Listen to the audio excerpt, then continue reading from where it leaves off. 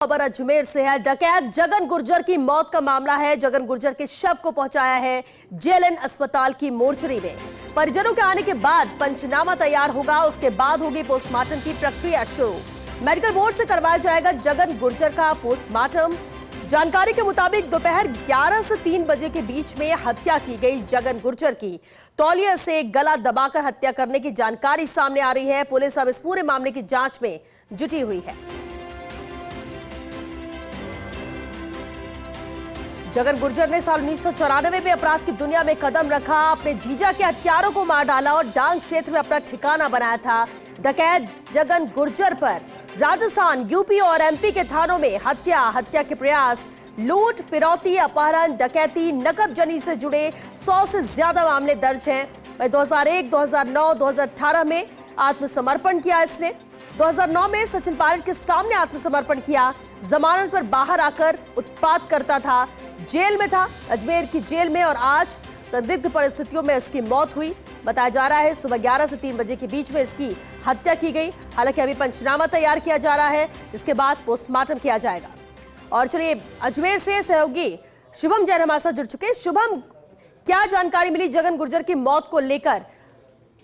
जब वो देखिए श्वेता, मैं आपको बता दूं कि जो डकैत जगन गुर्जर की जो हत्या या मौत जो हुई है उस पर संशय अभी भी बरकरार है। हालांकि अंदर की जानकारी के मुताबिक ये है कि कहीं ना कहीं हत्या हुई है और हत्या जो है मुंह पर तौलिया डाल करके उसका गला दबा करके हत्या की गई। और हत्या करने का जो आरोपी है वो भी ये बताया जा रहा है कि कुलदीप जगीना जो भरतपुर के अंदर हत्याकांड हुआ था, तो हत्याकांड का जो आरोपी था विष्णु, उसके द्वारा ये हत्या करना कार्य बताया जा रहा है। हालांकि अभी तक आधिकारिक पुष्टि होना बाकी है, लेकिन अंदर से जो जानकारी है वो यही आई है कि कहीं ना कहीं हत्या हुई और हत्या के कारण ही एफएसएल की टीम को अंदर बुलाया गया। तमाम अधिकारियों को मौके पर बुलाया गया। एसपी अश्वथन अग्रवाल भी अंदर ही थे हाई बड़ी जेल के अंदर, और तमाम जो आरोपियों पर शक था उन सभी से पूछताछ की गई।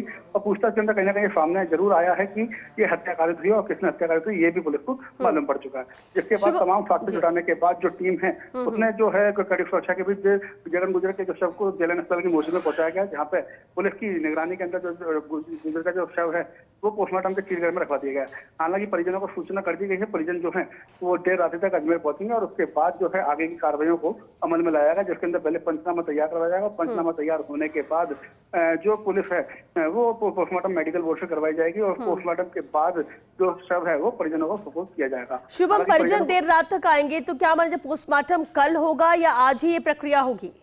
जब वो देखिए अभी तक जो संशय है वो बना हुआ है स्थिति पे कि पोस्टमार्टम कल होगा, क्योंकि मामला जो है काफी सेंसिटिव है, काफी गंभीर है और जगन गुर्जर को लेकर के कई चीजें जो हैं वो बिगड़ भी सकती है, जिसको लेकर हो सकता है कि पोस्टमार्टम जो है वो देर रात में भी कराया जा सकता है। लेकिन देर रात में कहीं ना कहीं जो है वो स्थिति अभी लग नहीं रही है, क्योंकि जो मेडिकल बोर्ड है वो भी गठित किया जाएगा।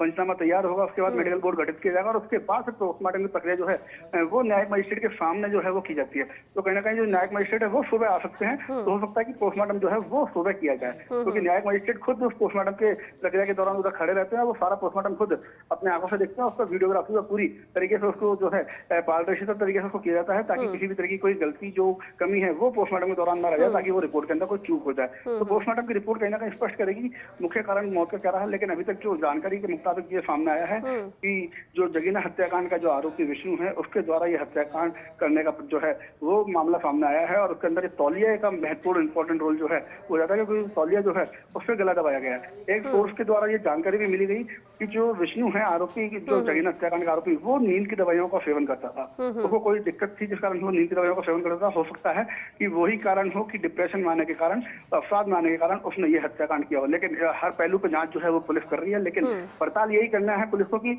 कारण क्या रहा, क्या तरीका था, किस तरीके हुआ। और ये जो घटनाक्रम का समय बताया जा रहा है वो घटनाक्रम का समय दोपहर सुबह 11 बजे से दोपहर 3 बजे तक बताया जा रहा है, क्योंकि ये जो 4 घंटे होते हैं, ये 4 घंटे जो जेल का शेड्यूल होता है उसके तहत तमाम जो कैदी होते हैं उनको अपनी बैरकों में रख दिया जाता है। वो एक तरीके से उस बैरक के अंदर कैद रहते हैं और 3 बजे के बाद उन कैदियों की जो है उनको बाहर निकाला जाता है और उसके बाद उनकी कॉल की उनकी जो है रोल कॉल किया जाता है। रोल कॉल के अंदर तमाम बैरिकों के अंदर उन कैदियों की हाजिरी भी गिनी जाती है। लेकिन लगातार जो बात ये आ रही थी कि कहाँ पे हुआ, कैसे हुआ, तो यही बात सामने आई है कि गर्दन दबाने का जो है उसके जरिए इसकी हत्या हुई है, क्योंकि चोट के निशान कहीं पे भी ऐसे है नहीं। और कोई बात जो सामने आई तो ये भी आया था कि दोनों के बीच में संघर्ष हो रहा है, संघर्ष ज्यादा नहीं हुआ।